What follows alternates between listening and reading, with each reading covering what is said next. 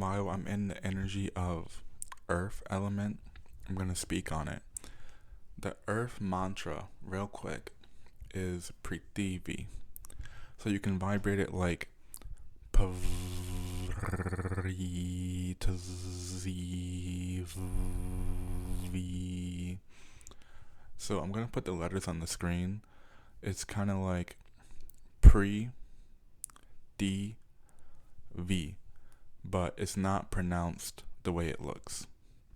So the earth element energy is about stability. It's about putting the energy where it needs to go. And this can be multiple places. So we have a base chakra, and the base chakra is ruled by two different colors, black and red. Black is an earth element, but red is a fire element. But both are required to have that like propulsion energy and the stability energy. Okay, so we're combining the energy that gets we're combining black, which is about Saturn. Okay, so the energy gets absorbed into the base chakra, kind of like a black hole, and that's our black hole chakra. Is how we get energized. But the energy can still come in through other chakras. It's just when we have a good base chakra, we're able to bring in a lot of energy at one time.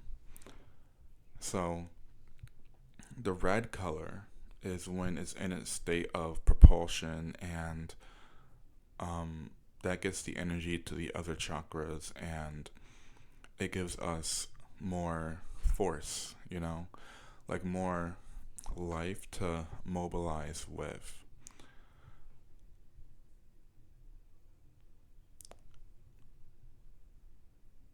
It also puts a stop to things. Like it helps us stop ourselves when we need to stop. Kind of like an anchor or like a pull back, a tug back. And that's why people with strong base chakras have like energy and stability, and it's like they have a lot of endurance and self control. More on the earth element is it is about making things last and making things stable as they last, because again, that's a key word here. But it applies to different things, and it doesn't always look the same, because as you work your earth magic on different realms of existence and fields of thought, it looks a little different, because when it comes to the conceptual, it's about stabilizing how you think about things. So your thought patterns, your habits, the way, like your viewpoint. Are you strong and stable and secure in your viewpoint? Can you hold your own ground? And then the physical is going to be like, is this city, is this civilization physically stable? Do we have buildings that are structured correctly? Is the human body structured correctly? Can we stand on ourselves? Can we stand against gravity?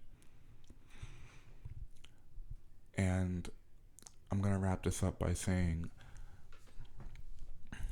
the number 4 is a good stability number. So you can use 4 and you can use 40 in numerology when you want to find out how many reps to do for your affirmations or your mantras. Like the mantra that I just told you, the Prithivi, you can do that for 10, but that's a little like, you really want to slow down when it comes to the elements, because the elements are very powerful, they're very potent.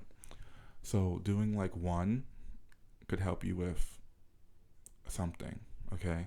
And then you would build up, like you would add 1 every day. And like you should pair it with yoga and breath work so you can process the energy properly. Have open channels and open chakras so the energy doesn't get stuck. As we stabilize ourselves, we're not supposed to hoard the energy anywhere, pretty much. It's supposed to stay for as long as it needs to and then leave. Which is why expansion, when we start to grow our spiritual, psychic infrastructure, like outside of our body in a manual way, because we already have like past life structures that we built before. But when you are aware of it, like the Merkaba and the chakras above the head and your aura, and also magic, when you bring forth energy from your aura into the real world, but like that can go into the astral world or the physical plane, or basically your thought plane. You can change your own thought patterns with magic. That brings in more for the energy to go to, more places, more grounding. Because grounding in electrical engineering is the energy, the electricity, the excess electricity going into the earth through like a rod that gets stuck in the ground, like it's put in the ground, and then the energy gets it starts to charge the earth. But your body, when you have a lot of energy in your body, you can start to feel a little static. It can feel uncomfortable.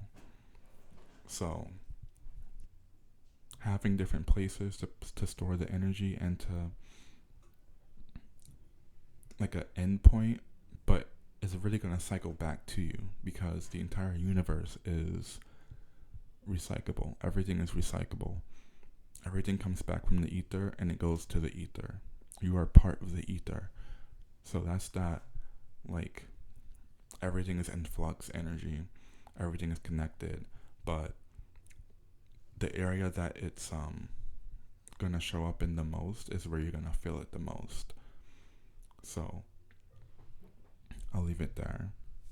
Also, I really want to point out that your spells, the magic, the earth principle, unlike an esoteric philosophy, like, it's not like I'm saying earth as in the physical earth. I'm saying earth as in conceptual earth, like a way to understand reality on an elemental level, a fundamental level. So the earth magic part is going to be when we keep something going. But it's like it doesn't really crumble. It's not like we're trying to keep it moving. We're trying to keep it so it doesn't crumble. We're trying to make it so it can hold up against gravity continuously. And that's that fortification, stability, strength of the earth element that is needed in everyone and everything in order for it to survive. And that's why the base chakra rules survival. To appreciate magic is to understand that we are a living result of past magic, and society is a living result of past magic that anyone has done before. So all of it is just the result of fortification from magic, stabilizing the soul, stabilizing the body from magic, and it's all a result of it. The freaking universe, like, it can be anything. And your definition of magic can change the context of that.